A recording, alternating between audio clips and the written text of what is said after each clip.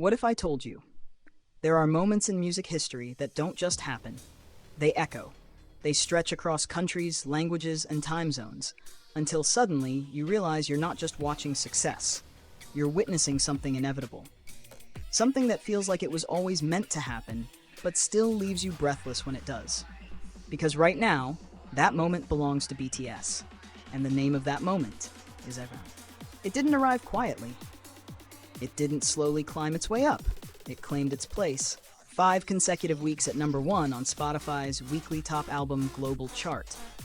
Pause for a second and really feel that. In an industry where songs trend for days, maybe weeks if they're lucky, this album has held the world's attention for over a month. Not slipping, not shaking, not giving up its crown. And the reason why, it's not just one song. It's everything. All 14 tracks from ARIRANG entered the weekly top song global chart, every single one, for 5 weeks straight.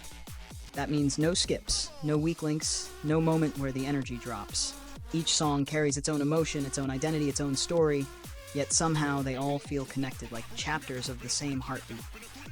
And at the center of that heartbeat, Swim.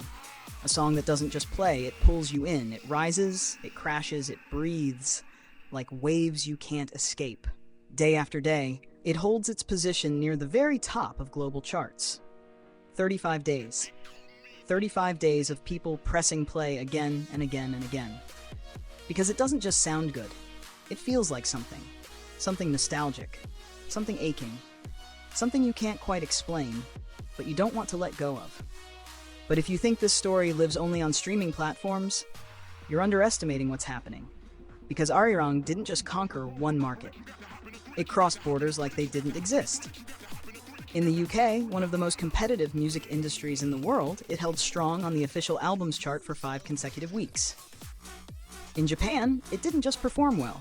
It took over, topping the Oricon monthly album ranking. And even weeks later, it refuses to leave the top tier, holding its place among the strongest releases in the country. Then, Europe joins the story. Germany, top 3. France, top 4. Each chart telling the same story in a different language. This isn't local success. This is global resonance.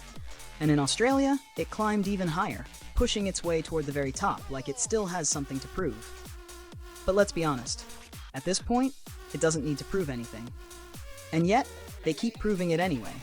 Because here's the part that feels almost unreal. BTS is winning music shows without even being there.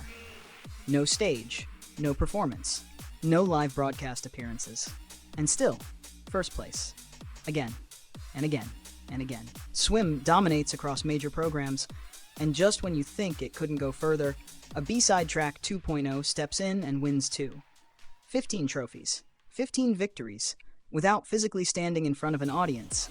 That's not just popularity, that's influence so strong it fills the room, even when they're not in it. But if you want to understand the real impact, you have to leave the charts behind for a moment and step into a stadium. Because while all of this is happening, BTS is on tour. A world tour stretching across 34 cities, 46 shows, every single one sold out. Not almost sold out. Not partially filled, completely. Hundreds of thousands of people have already shown up, just in the earliest stops alone. And imagine that feeling. The lights go down, the noise builds, a sea of voices, waiting for the same moment. And when it hits, it's not just a concert, it's connection. It's thousands of people breathing in sync, singing the same words, feeling the same emotions at the same time. It's strangers becoming one crowd, one voice, one memory. And as the tour moves from city to city, that energy doesn't fade. It grows, it spreads, it becomes something bigger than a performance. It becomes a shared experience people carry with them long after the music stops. And while all of that is unfolding in real time, there's another layer to this story. One you can't always see, but you can measure. Reputation, buzz, the way people talk, the way they search, the way they care. In April 2026, over 122 million pieces of data were analyzed, tracking everything from media coverage to fan engagement, from conversations to community impact. And at the very top of that massive wave, BTS, #1 in singer brand reputation. Again. But this time, it's different. Because the numbers didn't just stay high, they grew. A massive increase compared to the previous month. Which means even at their peak, they're still rising, still expanding. still reaching new people, new audiences, new hearts.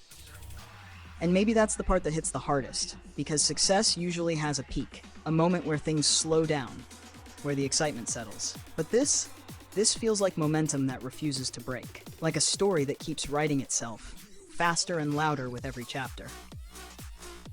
ARIRANG isn't just an album, it's a statement.